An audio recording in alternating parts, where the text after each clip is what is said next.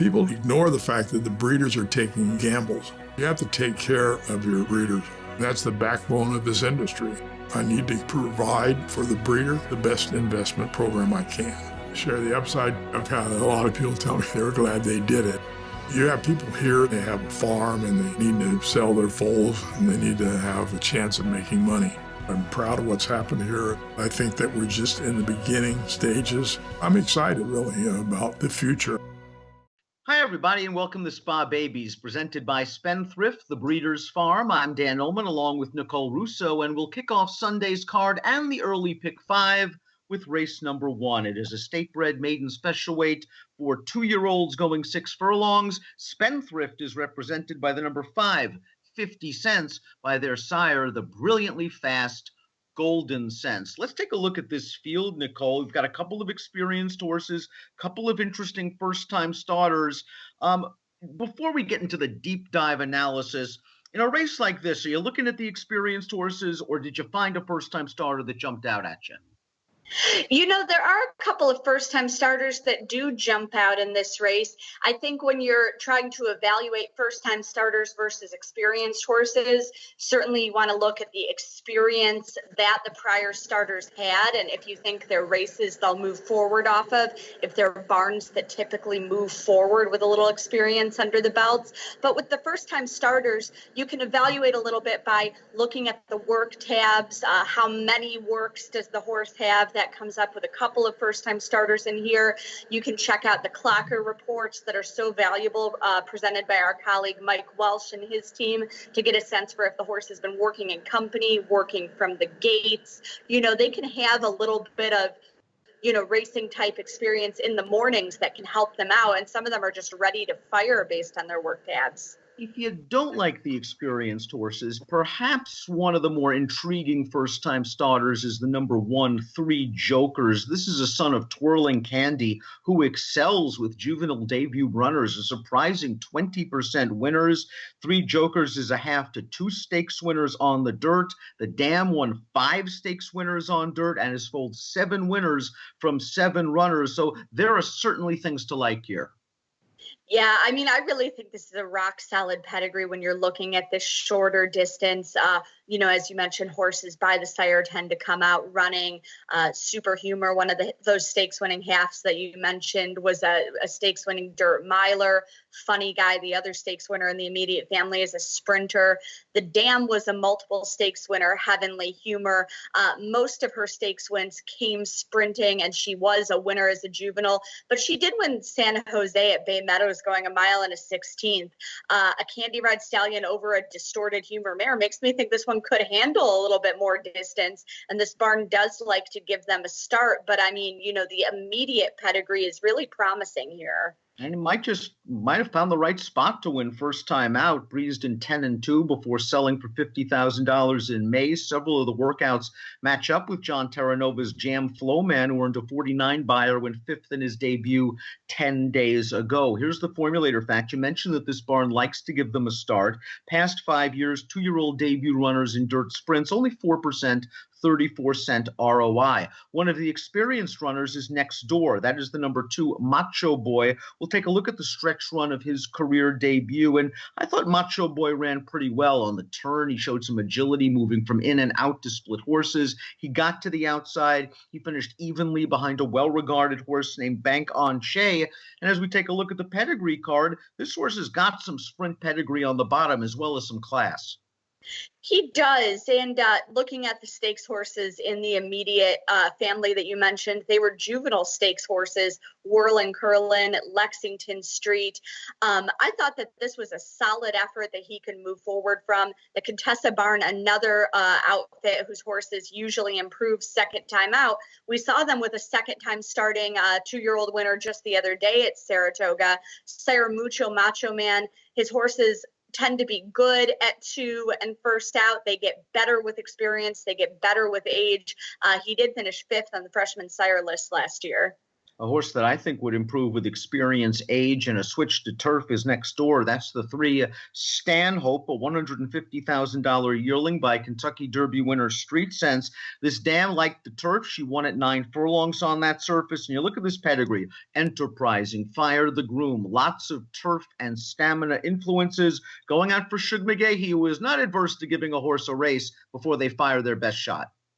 Oh, absolutely. That was the first thing I thought when I looked at this pedigree, and then I saw Shug McGahee, and I shared your opinion for sure.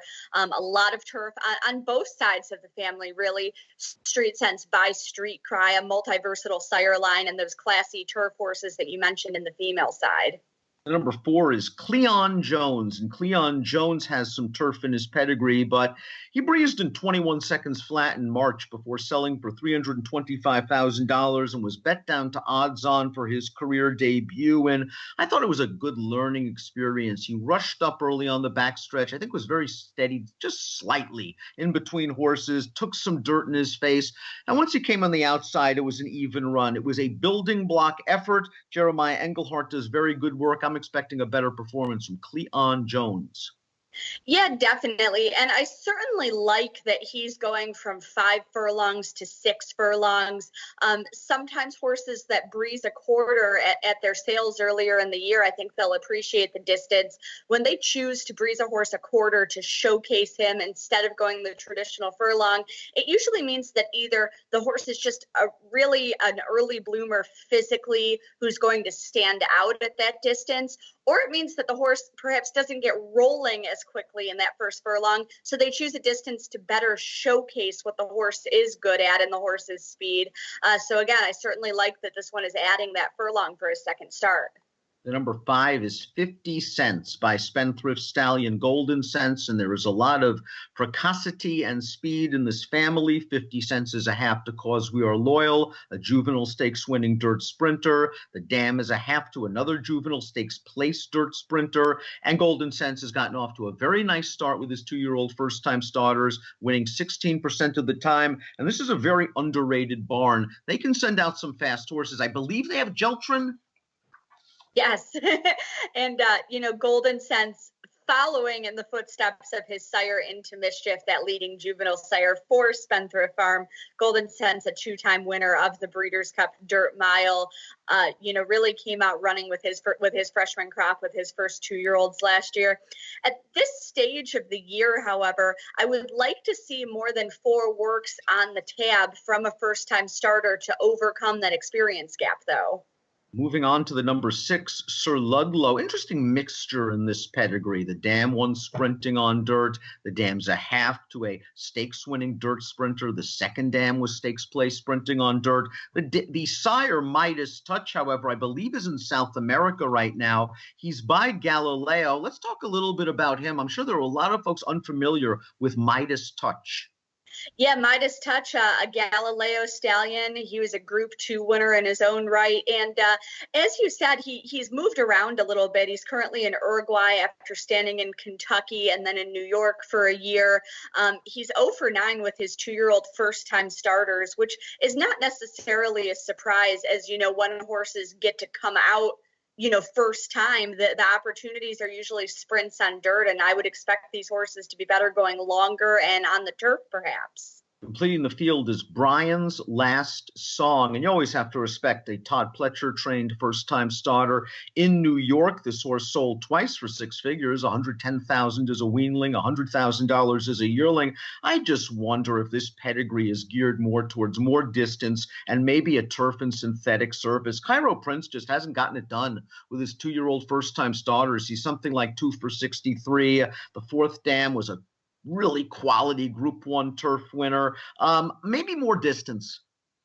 Yeah, and the Cairo Princes, he does have that low percentage with the first-time starters, but then they do come on in the juvenile year. He finished among the top 5 freshman sires last year, so his 2-year-olds can run. They just sometimes need a little bit of experience. You mentioned the synthetic and turf on the bottom side of the family. Cairo Prince, I think, is going to, have some good turf horses as well, following in the mold of his sire, Pioneer of the Nile, who really is a multi-purpose horse. We kick off Sundays, early pick 5, and the entire card at the Spa with our Spa Babies race. Where are you going? I kind of like Gary Contessa's horse, Macho Boy, second time out off that debut. As we said, the barn is one where the horses usually move forward, with a little bit of experience. Some 2-year-old ability on both the top with Mucho Macho Man, where, again, they tend to like a little bit of experience. And on the bottom, a couple of juvenile stakes winning sprint performers in the immediate family. On the same pedigree note, I think 3 Jokers down inside has a really solid page. And in the exotics, I like Cleon Jones, the other experienced horse, to come running a little bit, going from the 5 to the 6 furlongs. I'm with you. I think Macho Boy is going to show normal second down improvement, and I think that'll be enough to get him over the hump. Cleon Jones is my second pick. 3 Jokers of the first-time starters, I think we'll run best of them. 2, 4, 1 for me in Sunday Spa Babies, presented by Spendthrift, the Breeders' Farm.